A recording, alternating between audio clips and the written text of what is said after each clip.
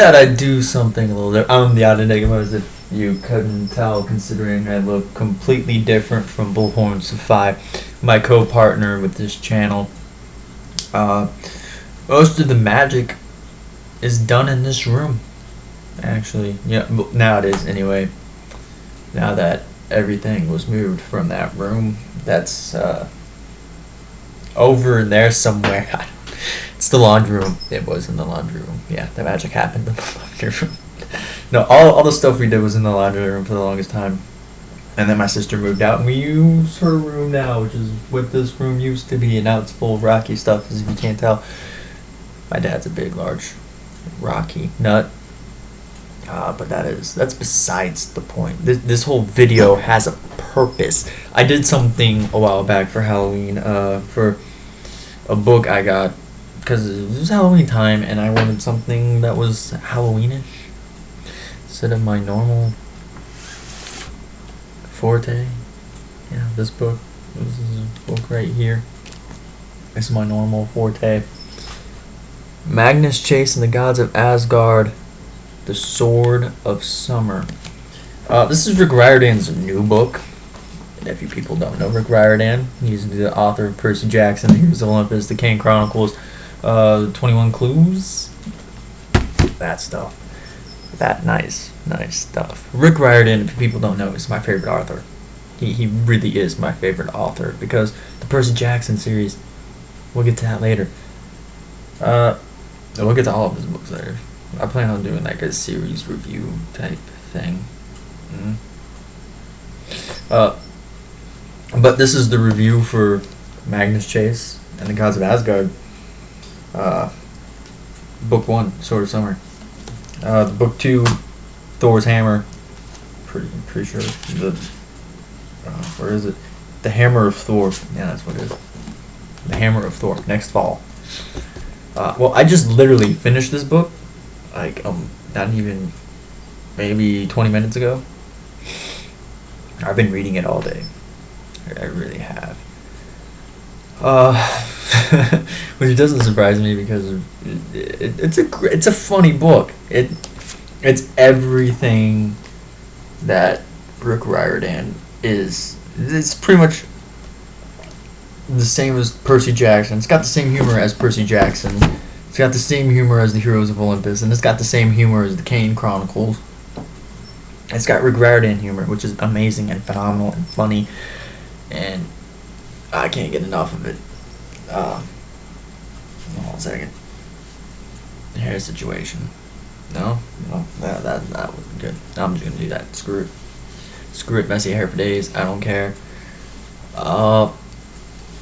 Yeah, let me just do that a couple more times. Maybe that'll help. My hair's ridiculous, actually. I don't care. But this book is really great. I loved Magnus Chase. I went into this book with low expectation, relatively low expectations. Don't ask me why, since he's my favorite author.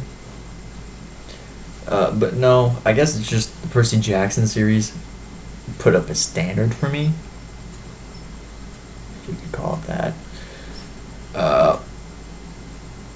But yeah, the humor's on point. Like, even I like how he went back to the chapters, like the title chapters. Even in one of them, he mentions Jason Grace. Oh yeah, Hearthstone passes out even more than Jason Grace. Quotation, though I have no idea who that is. Or parentheses. I don't know why I said quotation. Parentheses.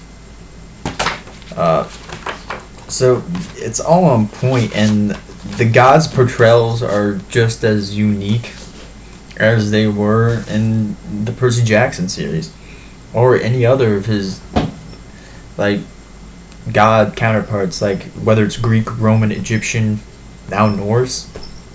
The gods are entertaining. They're like the way Frey was used in the book.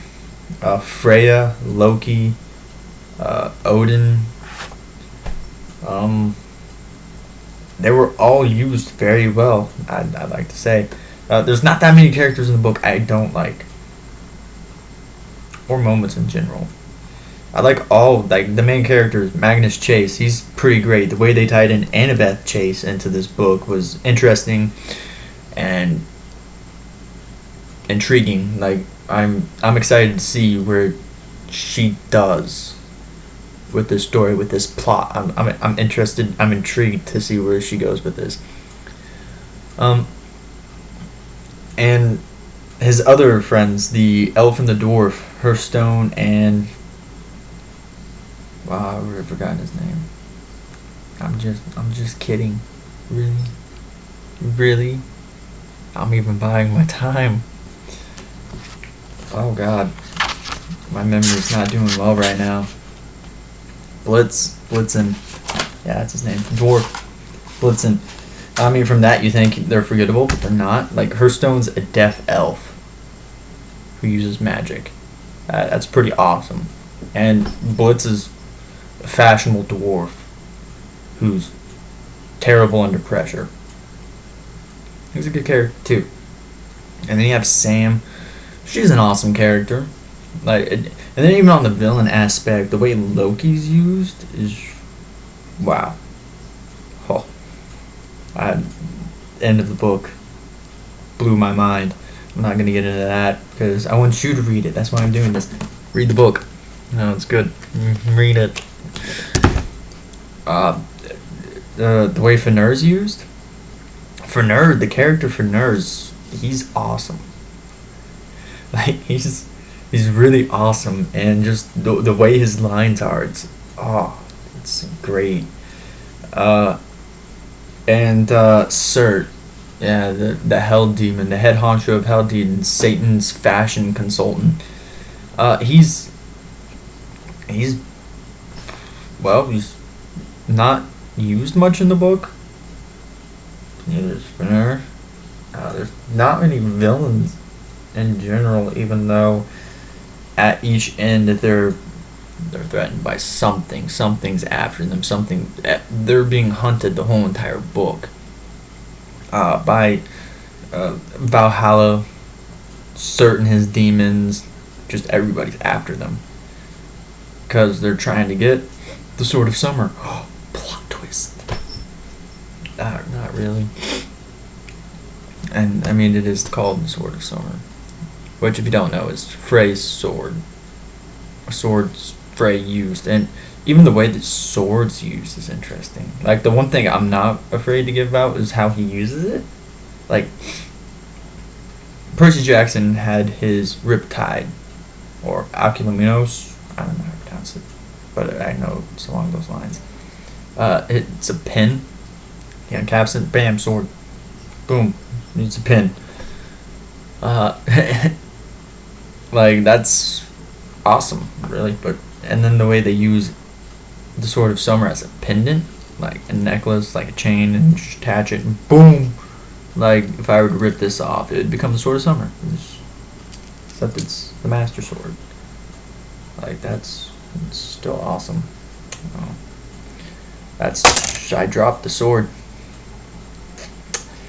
You can't be afraid to let it go. Except I don't want to lose the Master Sword. Because, it's the Master Sword. Who wants to lose the Master Sword? Nobody. That's why I'm putting it back in the shield. But no, the book is top quality. I'm not going to say I like it better than the Percy Jackson series, because the Percy Jackson series is nostalgic to me. And this Percy Jackson's my favorite character. Like, of almost any medium I've ever had to deal with. Video games, novels, movies, just whatever. He's like one of my favorite fictional characters of all time. Yeah. So that's why it's kind of hard to like pass that, but it's a really good book. It really is. And I wouldn't be afraid to recommend it to anybody. Like, especially if you love Rick Riordan and his books, then you should definitely pick this up and read it, like, right away. I'm not joking. This book is, for 491 pages, it's shorter than every single Heroes of Olympus book and longer than every single Percy Jackson book. But it is really good. It is phenomenal.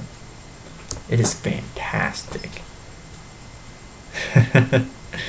And I just can't give it enough praise. Like, it's humorous. I don't think it's better than Percy Jackson, but it's still really great, and it's a great start to a great series. Or, for what I'm assuming will be a great series. And honestly, it's just a book, like Rick Riordan, any of his books will capture my attention and will keep it, essentially. Because, he's my favorite author for a reason. Everybody's got a favorite author. And if you don't, then you're just not taking favorites. Okay, you probably have like 4 or 5 authors that you're like, they're it. It is what it is. You know what? I recommend Magnus Chase in the Sword of Summer with my whole being, with my whole heart. I wholeheartedly recommend this book. You should read it. And this has been Magnus Chase and the Gods of Asgard review. Hope you all enjoy it. If you like it, give it a like, comment if you will, enjoy your feedback, and subscribe. I'm still not used to doing that on camera, but if I were to rate this book, it'd be somewhere between 9 and 10. Yeah, it'd be somewhere between 9 and 10. Just out of 9 out of 10. I don't know. It's somewhere around there. Remember, only you can be the best you can possibly be. Have a great day, and ta-ta for now.